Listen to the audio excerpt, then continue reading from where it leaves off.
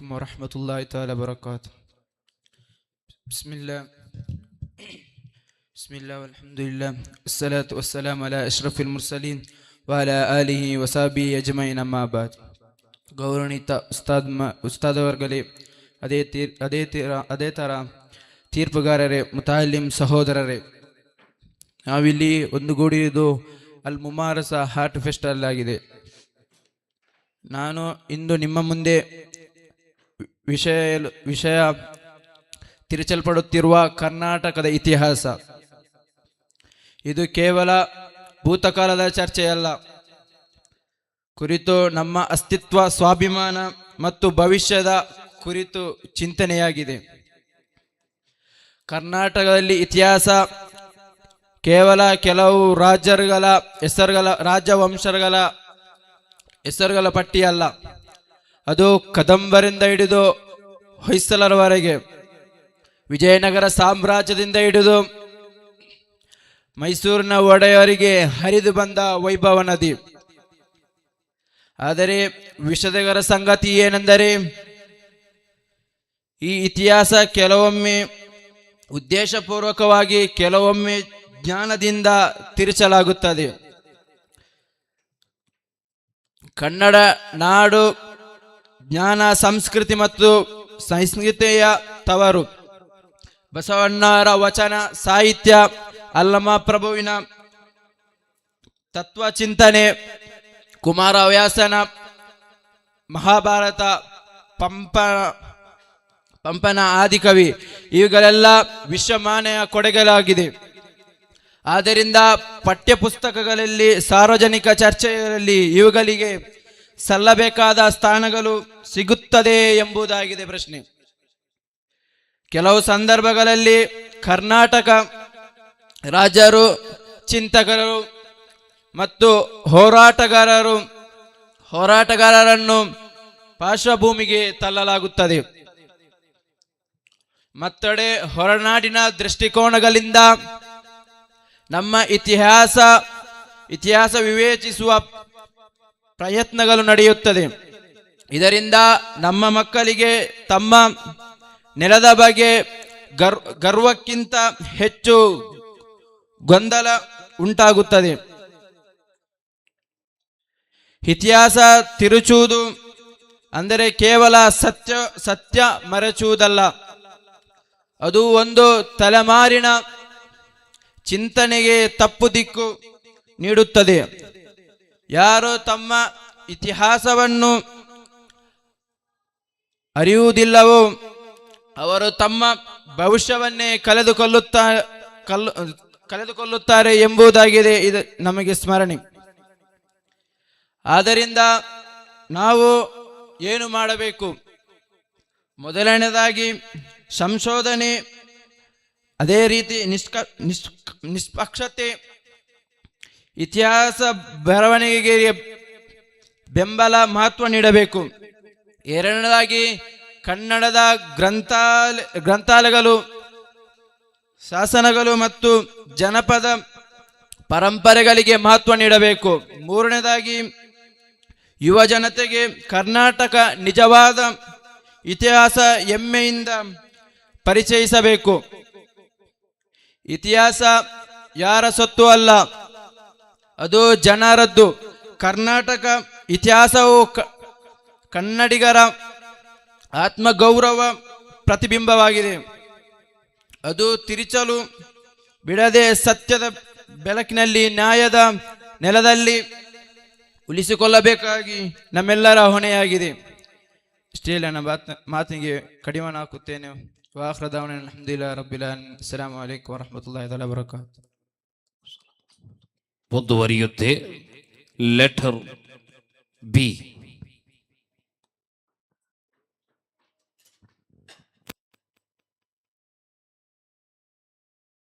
Pre zone ವಿಭಾಗದ Kannada song ಸ್ಪರ್ಧಾರ್ಥಿಗಳಿತ್ತ ಬರಬೇಕಾಗಿ ವಿನಂತಿಸ್ತಾ ಇದೆ. ಪ್ರಕೃತಿ ರಮಣೀಯವಾದ ಸೊಬಗಿನ ಸುಂದರ ಶಾಂತಿಯ ಸೌಹಾರ್ದತೆಯ ನಾಡು ಚಿಕ್ಕಮಗಳೂರಿನ ಉಪ್ಪಳ್ಳಿಯಲ್ಲಿ ತಲೆ ಎತ್ತಿ ನಿಂತಿರುವ ಶಾದಲಿ ಜುಮಾ ಮಸೀದಿಯಲ್ಲಿರುವಂತಹ ಮಕ್ತೂಮಿಯಾ ದಹವಾ ಕಾಲೇಜ್ ಅಲ್ ಮುಬಾರಸ್ 2K26 ಮುಂದುವರಿಯುತ್ತೆ ಕನ್ನಡ ಭಾಷಣ. Letter B. السلام عليكم ورحمة الله تعالى وبركاته. بسم الله والحمد لله والصلاة والسلام على أشرف المرسلين وعلى آله الفائزين برضا الله ما بعد. ಪೀಠಿಕೆಗಳಿಗೆ ಪ್ರವೇಶ ನೀಡದೆ ಈ ಗಾಂಭೀರ್ಯ ಚಿತ್ತ ವೇದಿಕೆಯಲ್ಲಿ ನನಗರ್ಪಿತವಾದಂತಹ ವಿಷಯವಾಗಿದೆ ಚುನಾವಣಾ ಫಲಿತಾಂಶಗಳು, ಭಾರತೀಯ ಮತದಾರನ ಮನಸ್ಥಿತಿ. ಪ್ರೀತಿಯ ಸಹೋದರರೇ, ಇದರ ಕುರಿತು ಮಾತನಾಡುವುದಾದರೆ, ನೀವು ತಿಳಿದ ಹಾಗೆ ಭಾರತವು ವಿಶ್ವದಲ್ಲಿಯೇ ಅತಿ ದೊಡ್ಡ ಪ್ರಜಾಸತ್ತಾತ್ಮಕ ರಾಷ್ಟ್ರವಾಗಿದೆ. ಇಲ್ಲಿ ನಡೆಯುವಂತಹ ಚುನಾವಣೆಗಳು ಕೇವಲ ಸರ್ಕಾರ ರಚಿಸುವಂತಹ ಪ್ರಕ್ರಿಯೆಯಲ್ಲ, ಬದಲು ಭಾರತೀಯ ಮತದಾರರ ಮನಸ್ಥಿತಿಯ ಧ್ವನಿಗಳಾಗಿವೆ.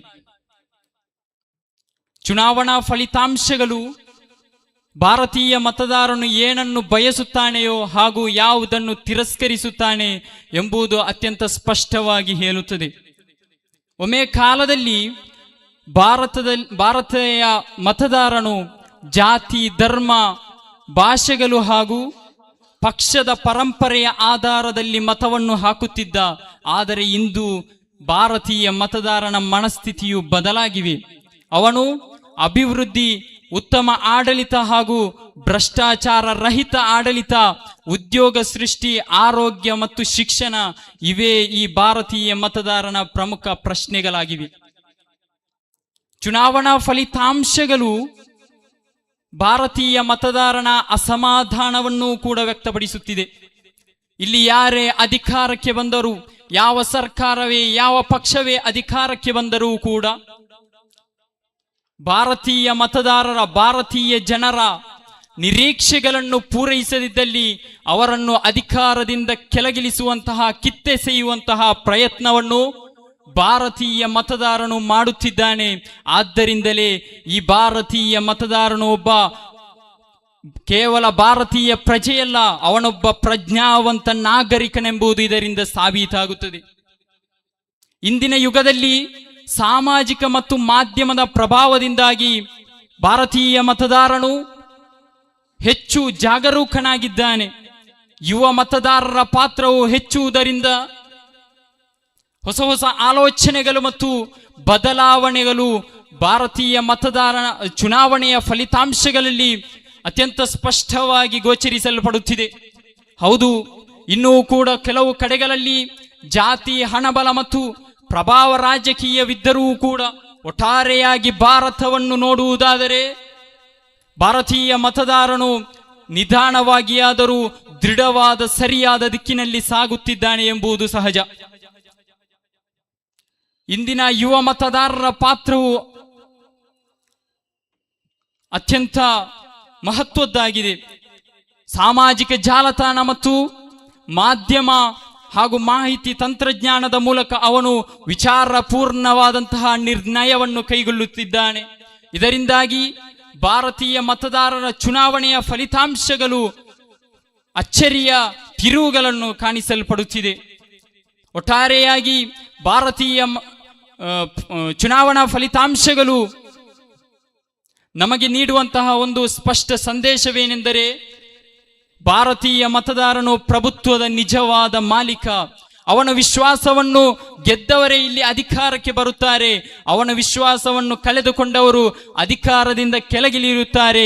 ಇದುವೇ ಪ್ರಜಾಸತ್ತಾತ್ಮಕ ಭಾರತದ ಶಕ್ತಿಯಾಗಿದೆ.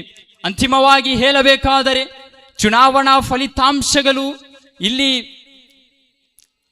ರಾಜಕೀಯ ಪಕ್ಷಗಳ ಜಯ ಪರಾಜಯವಷ್ಟೇ ಅಲ್ಲ, ಬದಲು ಭಾರತೀಯ ಮತದಾರನ ಮನಸ್ಥಿತಿಯ ಪ್ರತಿಬಿಂಬವಾಗಿದೆ. ಜಾಗರೂಕ ಮತದಾರನೇ ಬಲಿಷ್ಠ ಭಾರತದ ಅಡಿಪಾಯ ಎಂದು ಮಾತ್ರ ಹೇಳುತ್ತಾ ನನ್ನ ಈ ಚಿಕ್ಕ ಭಾಷಣಕ್ಕೆ ಚುಕ್ಕೆ ವಿರಾಮವನ್ನು ಹಾಕುತ್ತಾ ಮಾತಿಗೆ ಕಡಿವಾಣ. ವಾಖಿರು ದಾವಾನ ಅನಿಲ್ ಹಮ್ದುಲಿಲ್ಲಾಹಿ ರಬ್ಬಿಲ್ ಆಲಮೀನ್. ವಸ್ಸಲಾಮು ಅಲೈಕುಂ ವರಹಮತುಲ್ಲಾಹಿ. Letter C.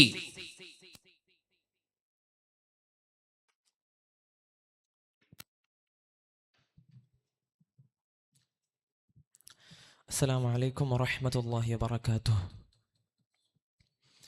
ಬಹುಮಾನ್ಯರಾದಂತಹ ಉಸ್ತಾದರವರುಗಳೇ, ಅದೇ ರೀತಿ ನನ್ನ ಮುಂದೆ ಕುಳಿತಿರುವಂತಹ ತೀರ್ಪುಗಾರರೇ, ಪ್ರಿಯರೇ, ನನಗರ್ಪಿತವಾದ ಈ ಸಂದರ್ಭದಲ್ಲಿ ಚುನಾವಣಾ ಫಲಿತಾಂಶಗಳು, ಭಾರತದ ಮತದಾರರ ಮನಸ್ಥಿತಿಯ ಕುರಿತು ಮಾತನಾಡುವುದಾದರೆ ಇದು ಕೇವಲ ರಾಜಕೀಯ ವಿಷಯವಲ್ಲ, ಇದು ನೈತಿಕ ಮತ್ತು ಭವಿಷ್ಯದ ಕುರಿತಾದಂತಹ ಒಂದು ಪ್ರಶ್ನೆಯಾಗಿದೆ. ಇಸ್ಲಾಂ ನಮಗೆ ಕಲ್ಪಿಸುವುದೇನೆಂದರೆ ಅಧಿಕಾರ ಒಂದು ಜವಾಬ್ದಾರಿಯಾಗಿದೆ. ಮಾತ್ರವಲ್ಲ, ಅಲ್ಲಾಹು ಸುಬ್ಹಾನಹು ವ ತಆಲಾ ಸೂರತುನ್ ನಿಸಾಇನ 58ನೇ ಸೂಕ್ತದಲ್ಲಿ ನಮಗೆ ತಿಳಿಸುತ್ತಾನೆ, ಇನ್ನಲ್ಲಾಹ ಯಅಮುರುಕುಂ ಅನ್ ತುಅದ್ದುಲ್ ಅಮಾನಾತಿ ಇಲಾ ಅಹ್ಲಿಹಾ. ನಿಶ್ಚಯವಾಗಿಯೂ ಅಲ್ಲಾಹು ಸುಬ್ಹಾನಹು ವ ತಆಲಾ ಜವಾಬ್ದಾರಿಯನ್ನು, ಅಮಾನತ್ತನ್ನು ಅರ್ಹರಿಗೆ ಒಪ್ಪಿಸುವಂತೆ ಆಜ್ಞಾಪಿಸುತ್ತಾನೆ. ಇದರಿಂದ ನಮಗೆ ತಿಳಿಯಲು ಸಾಧ್ಯವಾಗುತ್ತದೆ, ಅಧಿಕಾರಕ್ಕಿಳಿಯುವವನು ಎಲ್ಲ ಜವಾಬ್ದಾರಿಯನ್ನು ಹೊತ್ತುಕೊಳ್ಳುವವನಾಗಿರಬೇಕು. ಅಧಿಕಾರ ಮಾತ್ರವಲ್ಲ, ಚುನಾವಣೆಯಲ್ಲಿ ಮತ ಹಾಕುವುದು ಕೂಡ ಒಂದು ದೊಡ್ಡ ಜವಾಬ್ದಾರಿಯಾಗಿದೆ. ಪ್ರೀತಿಯ ಸಹೋದರರೇ, ಇಂದಿನ ಭಾರತದ ಮತದಾರರ ಮನಸ್ಥಿತಿಯನ್ನು ನೋಡಿದರೆ ಕೆಲವೊಮ್ಮೆ ಅಭಿವೃದ್ಧಿ, ಕೆಲವೊಮ್ಮೆ ಕೇವಲ ಭಾವನೆ, ಕೆಲವೊಮ್ಮೆ ಜಾತಿ ಧರ್ಮದ ಆಧಾರದ ಮೇಲೆಗೆ ನಿರ್ಧಾರಗಳನ್ನು ಕೈಗೊಳ್ಳುವುದಾಗಿದೆ. ಇಸ್ಲಾಂ ನಮಗೆ ಎಚ್ಚರಿಸುವುದೇನೆಂದರೆ ಅಹಿಂಸೆಯನ್ನಲ್ಲ, ಅಕ್ರಮವನ್ನಲ್ಲ, ಅಶಾಂತಿಯನ್ನಲ್ಲ, ಹೊರತು ಇಸ್ಲಾಂ ನಮಗೆ ತಿಳಿಸಿಕೊಡುವುದೇನೆಂದರೆ ನ್ಯಾಯ, ಸತ್ಯ, ನೀತಿಯನ್ನಾಗಿದೆ. ಪ್ರೀತಿಯ ಸಹೋದರರೇ, ಇನ್ನು ಹಿನ್ನೆಲೆಯನ್ನು ನೋಡುವುದಾದರೆ 1951ರಲ್ಲಿ ಚುನಾವಣೆ ಆರಂಭಗೊಂಡಾಗ ಭಾರತದಲ್ಲಿನ ಜನಸಂಖ್ಯೆ 40 ಕೋಟಿಯಷ್ಟಾಗಿತ್ತು. ಅದರಲ್ಲಿ 30 ಕೋಟಿಯಷ್ಟು ಜನರು ಅನಕ್ಷರರಾಗಿದ್ದರು. ಯಾವ ರೀತಿಯೆಂದರೆ ಚುನಾವಣಾ ಬಗ್ಗೆ ತಿಳುವಳಿಕೆ ಇಲ್ಲದೆ ತಾನು ಆರಿಸಬೇಕಾದಂತಹ ಅಭ್ಯರ್ಥಿಯ ಹೆಸರನ್ನು ಓದಲಾರದಂತಹ ಒಂದು ಪರಿಸ್ಥಿತಿ. ಅಂದಿನ ಮತದಾರರ ಮತವನ್ನು ಪ್ರೋತ್ಸಾಹಿಸುವ ಸಲುವಾಗಿ ಅಂದಿನ ಚುನಾವಣಾ ಆಯೋಗದ ಮುಖ್ಯಸ್ಥರಾದಂತಹ ಸರ್ ಸುಕುಮಾರ್ ಸೇನ್ ರವರು ಒಂದು ಹೊಸ ಪದ್ಧತಿಯನ್ನು ಜಾರಿಗೆ ತರುತ್ತಾರೆ. ಇಡೀ ಜಗತ್ತಿನಲ್ಲೇ ಇಲ್ಲವಾದಂತಹ ಒಂದು ಪದ್ಧತಿಯಾಗಿತ್ತು. ಜನರು ತಮ್ಮ ನಿತ್ಯ ಜೀವನದಲ್ಲಿ ಬಳಸುವಂತಹ ವಸ್ತುಗಳನ್ನು ಚಿಹ್ನೆಯನ್ನಾಗಿ ಮಾರ್ಪಡಿಸಿ ಅದರ ಮೂಲಕ ಮತವನ್ನು ಮಾಡುವಂತಹ ಒಂದು ಪದ್ಧತಿಯನ್ನು ಜಾರಿಗೆ ತರುತ್ತಾರೆ. ಇಷ್ಟೊಂದು ದೀರ್ಘ ಇತಿಹಾಸವಿರುವಂತಹ ಭಾರತ ದೇಶದಲ್ಲಿ 1951ರಲ್ಲಿ ಮತದಾನವು ಆರಂಭಗೊಂಡಿತು. ಕಳೆದ ದಶಕಗಳವರೆಗೂ ಚುನಾವಣಾ ಆಯೋಗದಲ್ಲಾಗಲಿ ಚುನಾವಣಾ ಫಲಿತಾಂಶದಲ್ಲಾಗಲಿ ಜನರು ತಮ್ಮ ನಂಬಿಕೆಯನ್ನು ಕಳೆದುಕೊಂಡಿರಲಿಲ್ಲ. ಆದರೂ ಕೆಲವು ದಶಕಗಳಲ್ಲಿ ಚುನಾವಣಾ ಆಯೋಗದಲ್ಲಾಗಲಿ ಚುನಾವಣಾ ಫಲಿತಾಂಶದಲ್ಲಾಗಲಿ ಅಕ್ರಮಗಳು, ಅನಾಚಾರಗಳು ನಡೆಯುತ್ತಿರುವುದು ದಿನದಿಂದ ದಿನಕ್ಕೆ ಸಾಕ್ಷಿ ಆಧಾರದ ಮೇರೆಗೆ ಸಾಬೀತಾಗುವಂತಹ ವಿಚಾರವಾಗಿದೆ. ಚುನಾವಣಾ ಆಯೋಗಕ್ಕೆ ಬೇಕಾದಂತಹ, ಪ್ರೋತ್ಸಾಹಿಸಬೇಕಾದಂತಹ, ಬೆಂಬಲಿಸಬೇಕಾದಂತಹ ಚುನಾವಣಾ ಆಯೋಗವೇ ರಾತ್ರೋರಾತ್ರಿ ಲಕ್ಷಗಟ್ಟಲೆ ಮತದಾರರ ಮತವನ್ನು ಕಬಳಿಸುತ್ತಿದೆ. ನಿರ್ದಿಷ್ಟ ಸೀಮಿತ ಪ್ರದೇಶಗಳಲ್ಲಿ ತಮ್ಮವರನ್ನು ವಿಜಯಕ್ಕಿಳಿಸುವ ಸಲುವಾಗಿ ಅದೆಷ್ಟೋ ನಕಲಿ ಮತಗಳನ್ನು ಉಂಟು ಮಾಡಿಸುವುದರಿಂದ ಮಾತ್ರವಲ್ಲ, ಅದೆಷ್ಟು ಹೊಸ ಮತದಾರರನ್ನು ಸೇರ್ಪಡಿಸುವ ಮೂಲಕ ಫಲಿತಾಂಶವನ್ನು ತಮ್ಮಡಿಗೆ ಸೆಳೆಯುತ್ತಿದ್ದವು. ಕಳೆದ 2024ರಲ್ಲಿ ನಡೆದಂತಹ ಒಂದು ಘಟನೆ, ಬರೋಬ್ಬರಿ 50,000ದಷ್ಟು ಹೊಸ ಮತದಾರರನ್ನು ಸೇರ್ಪಡಿಸಿದಂತಹ ಕೇರಳ ರಾಜ್ಯದ ತ್ರಿಶೂರ್ ಜಿಲ್ಲೆಯ ಉದಾಹರಣೆಗೆ ಇದು ನೋಡುವುದಾದರೆ 50,000 ಹೊಸ ಮತದಾರರ ವಿಳಾಸವನ್ನು ಪತ್ತೆ ಹಚ್ಚಿ ನೋಡಿದಾಗ ಆ ಪತ್ತೆ ಹಚ್ಚಿದಂತಹ ವಿಳಾಸವು ಪಾಳು ಬಿದ್ದಂತಹ ಒಂದು ಕಟ್ಟಡವಾಗಿತ್ತು ಎನ್ನುವ ವಾರ್ತೆಯನ್ನು ಕೇಳಿದ ಜನರ ಮನಸ್ಸು ತುಂಡು ಚೂರಾಗಿ ಹೋಯಿತು. ಎತ್ತ ಕಡೆಗೆ ಸಾಗುತ್ತಿದೆ ಈ ಭಾರತ ದೇಶ.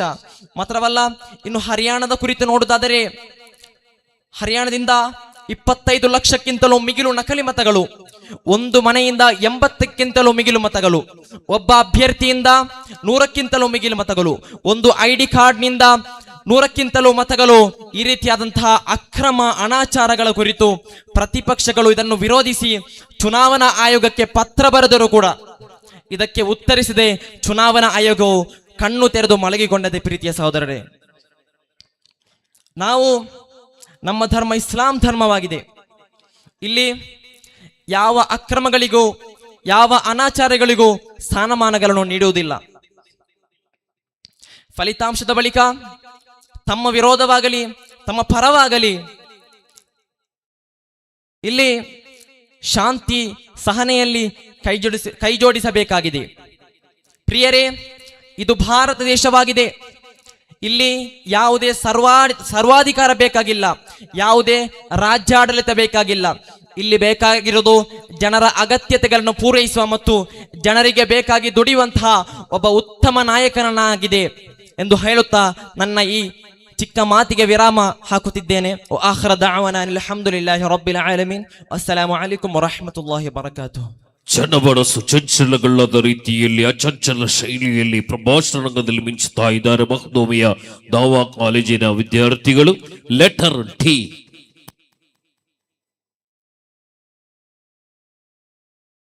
ಪ್ರೀ ಝೋನ್ ಕನ್ನಡ ಹಾಡಿನ ಸ್ಪರ್ಧಾರ್ಥಿಗಳು, ಪ್ರೀ ಝೋನ್ ವಿಭಾಗದ ವಿದ್ಯಾರ್ಥಿಗಳಿಂದ ಬಂದು ತಮ್ಮ